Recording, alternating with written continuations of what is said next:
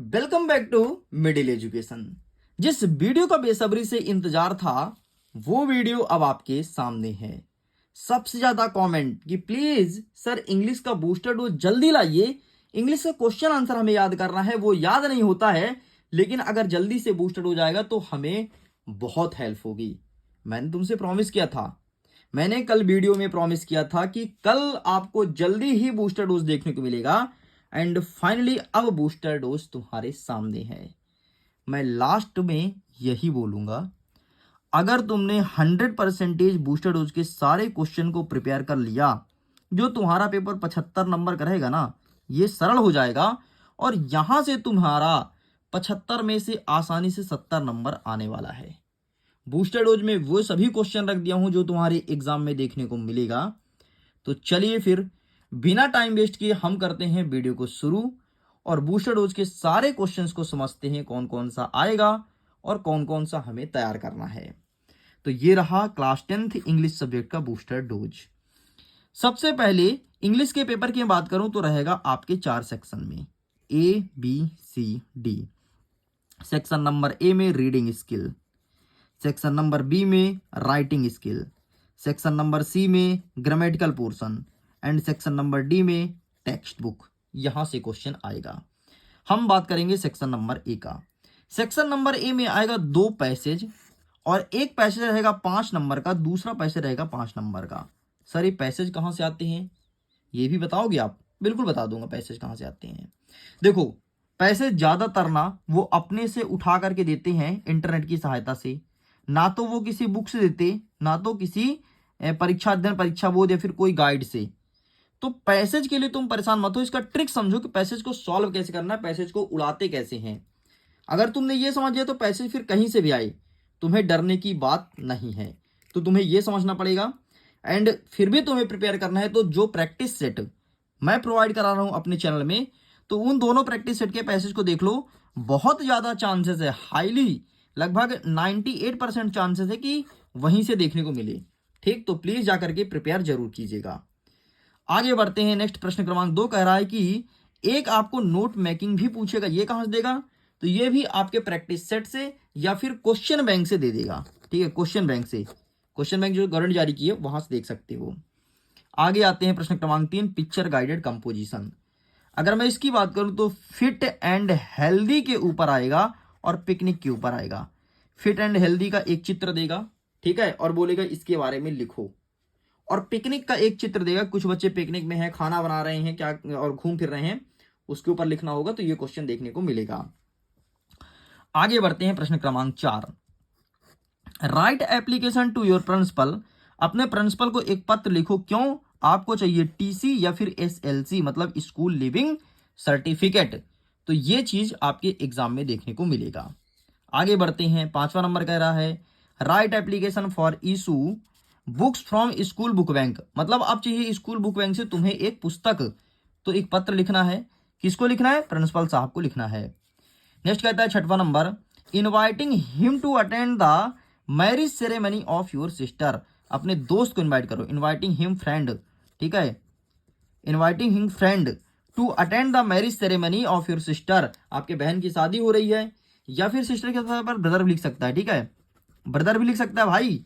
तो भाई या बहन की शादी हो रही तो अपने दोस्त को इनवाइट करना है कि भाई आना है शादी में, बस कुछ और नहीं है। नेक्स्ट क्वेश्चन कहता है कि तुम्हारा नाम अमन है, तुम्हें एक पत्र लिखना है अपने प्रिंसिपल साहब को, invite him to spend summer vacation. Sorry यार, फ्रेंड को पत्र लिखना है, ठीक है, प्रिंसिपल को नहीं। फ्रेंड को पत्र लिखना है कि समर वेकेशन में वो घूमने आए गर्मी की छुट्टी में। तो ये चीज तुम्हारे एग्जाम में देखने को मिलेगा। चलो, तो ये भी होता है कंप्लीट। आगे बढ़ते हैं। आएगा कुछ शॉर्ट पैराग्राफ जिसे तुम ऐसे भी कहते हो। कौन कौन सा आएगा ऐसे, जरा ध्यान से देख लो। सबसे पहले आपको देखना है ऑनलाइन एजुकेशन, दूसरा देखना है इंपॉर्टेंट ऑफ इंग्लिश या फिर इंपॉर्टेंस ऑफ इंग्लिश, नेक्स्ट रहेगा आपका बन रहा साइंस। बस इतना तुम्हें प्रिपेयर करना है अपने एग्जाम के हिसाब से। ठीक, अब हम आते हैं प्रश्न क्रमांक 9, ग्रामेटिकल पोर्शन। वैसे क्वेश्चन नंबर 6 रहेगा आपके पेपर का। क्वेश्चन नंबर 6 क्या रहेगा, ध्यान से देख लो। एक क्वेश्चन आएगा AND यूज करने वाला, इस प्रकार से रहेगा क्वेश्चन एंड लिखा रहेगा कि AND में से कोई एक चीज यूज होगा, तो यहां पर क्या यूज होगा ये भरना है। पहला प्रकार का क्वेश्चन। दूसरा क्वेश्चन आपका इस प्रकार से रहेगा, तीसरा इस प्रकार से एंड चौथा भी आपका AND वाला क्वेश्चन है, मतलब 4 क्वेश्चन लिख दिया हूं, तो 4 में से ही एक आएगा। 4 के 4 अच्छे से पढ़ लो, ठीक। अलग अलग स्कूल के सब क्वेश्चन है भाई। चलो आगे बढ़ते हैं। जो दूसरा प्रकार का क्वेश्चन रहेगा वो सम और एनी यूज करने वाला रहेगा, मतलब सम एनी और या फिर मैनी यूज करो, तो यहां पर यूज कर रहा होगा, तो ये क्वेश्चन अच्छे से तैयार कर लेना। तीसरा रहेगा क्रिया के तीनों रूप, राइट, रोट, रिटर्न, ठीक है, मतलब positive degree, comparative and superlative.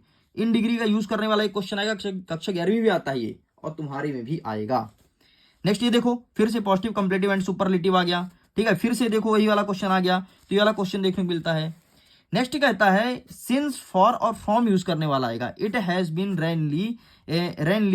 Raining dash dash dash morning, तो सिंस आएगा कि फॉर आएगा कि फ्रॉम आएगा, ये देखने को मिलेगा।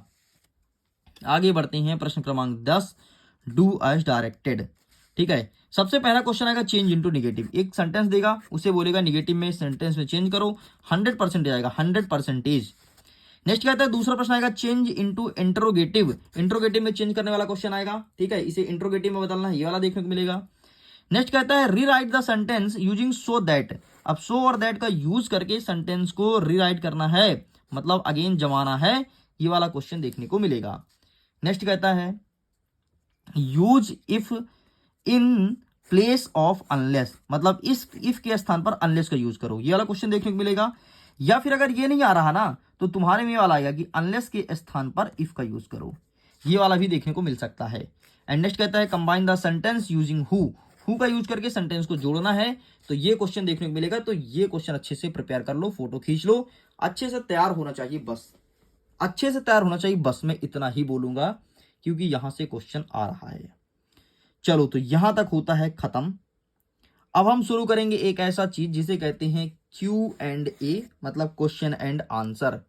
क्वेश्चन कौन कौन से आएगा ध्यान सुनना, क्योंकि पूरा का पूरा 45 नंबर का पेपर अभी बाकी है, और अब मैं बताने वाला हूं 45 नंबर का पेपर, मतलब आधा पेपर हमने पढ़ लिया और आधा पेपर पढ़ना बाकी है।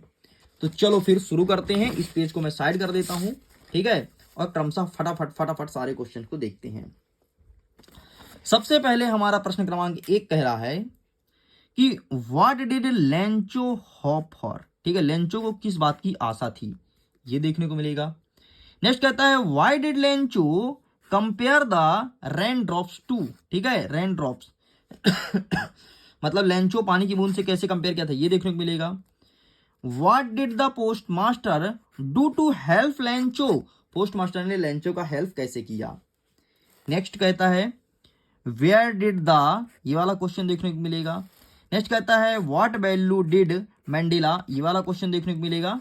नेक्स्ट कहता है कि why was the young seagull afraid to fly, ये क्वेश्चन देखने को मिलेगा। बस इतना क्वेश्चन आपको प्रिपेयर करना है अंग्रेजी में, और कुछ क्वेश्चन आंसर बचा है उसे भी देख लेते हैं फटाफट, ठीक है। सारा क्वेश्चन आंसर बता दूंगा भाई, चाहे शॉर्ट हो लॉन्ग हो, सब लिख के लाया हूं। नेक्स्ट कहता है why did the narrow decide, ये वाला क्वेश्चन देखने को मिलेगा। नेक्स्ट कहता है कि what happened when the narrator landed the airport, ये वाला देखने को मिलेगा। नेक्स्ट कहता है कि when did Anne Frank write with her diary, ये देखने को मिलेगा। एंड नेक्स्ट कहता है why did Anne dislike Mr Keesing, ये देखने को मिलेगा। एंड नेक्स्ट कहता है what making written in a diary a strange, ये वाला देखने को मिलेगा। इस प्रकार से यहां तक होता है कंप्लीट कुछ छोटे छोटे क्वेश्चन, ये 30 शब्द वाले हैं, ठीक है, जो आता है 30 वर्ड्स में लिखो, ये वो वाले क्वेश्चन है। अब कुछ और देख लेते हैं 30 वर्ड्स के क्वेश्चन, फिर हम देखेंगे बड़े बड़े, ठीक। अब दूसरे बुक का देखो, मैंने लाइन खींच देना, अब यहां से स्टार्ट होगा दूसरे किताब का। प्रश्न क्रमांक 22 कहता है कि what is the dust of snow, ठीक है, पोयम से। Next what does the poet say has changed his mood. Next what does fire stand ice stand from in the poem, मतलब जो फायर स्टैंड है और आइस स्टैंड का क्या मतलब होता है पोएम के अकॉर्डिंग। नेक्स्ट कहता है where did the ball go. Next कहता है why does Amanda want to be an orphan. Next कहता है why was doctor Herriot worried about Tricki, ये क्वेश्चन देखने को मिलेगा। नेक्स्ट कहता है why had flower wanted to meet usual, ये देखने को मिलेगा। नेक्स्ट कहता है कि what did horse Debbie do with the, ये वाला क्वेश्चन देखने को मिलेगा। एंड नेक्स्ट हम आगे बढ़ते हैं। नेक्स्ट कह रहा है 30 नंबर, हाउ डिड मंडेला हैंगरिंग, ये वाला क्वेश्चन देखने को मिलेगा। नेक्स्ट हमारा क्वेश्चन कहता है what made mister Keesing allow any two talk in class, and कुछ आएगा सेंट्रल आइडिया। सेंट्रल आइडिया 100% आएगा 4 नंबर का, ठीक है। कौन कौन सा आएगा, dust of snow, fire and ice, a tiger in to zoo, ठीक है। तो ये देखने को मिलेगा। तो ये 3 सेंट्रल आइडिया अच्छे से तैयार कर लेना, सेंट्रल आइडिया अच्छे से तैयार कर लेना, 100% आएगा 3 में से 1। तो 4 नंबर तो तुम्हारा वहीं पर बन गया। बस 2-3 क्वेश्चन और है, इसे देख लो। What treatment was given the Tricki by doctor Herriot, ये देखने को मिलेगा। नेक्स्ट कहता है कि व्हाई डिड मैक्स स्क्रीम, ये वाला क्वेश्चन देखने को मिलेगा। एंड अंतिम वाला कहता है how did the lady in red turn out to be smarter, ये देखने को मिलेगा। इस प्रकार से स्टूडेंट्स पूरे के पूरे क्वेश्चंस मैंने बता दिया जो बूस्टर डोज में रखे थे और जो हमारे कल के एग्जाम में देखने को मिलेगा। अब तुम्हें करना क्या है, सारे क्वेश्चन को अच्छे से प्रिपेयर कर लेना। एक सेंट्रल आइडिया आएगा 4 नंबर को, तो सेंट्रल आइडिया पढ़ लेना, मैं 3 दे दिया हूं, ठीक है। बाकी सब समझा दिया हूं, कैसा करना है क्या करना है, फॉलो जरूर करना, सारी चीज को समझना, डेफिनेटली एग्जाम में बेहतर करोगे। तो मैं करता हूं वीडियो को एंड। Thanks for watching. खुश रहो, पढ़ते रहो, मुस्कुराते रहो, दोस्तों तक शेयर कर दो, और तुम्हारे डिमांड पर मैं पहले लेकर के आया हूं तो प्लीज वीडियो को लाइक भी करना। ओके, बाय बाय, एंड आपके एग्जाम के लिए ऑल द बेस्ट।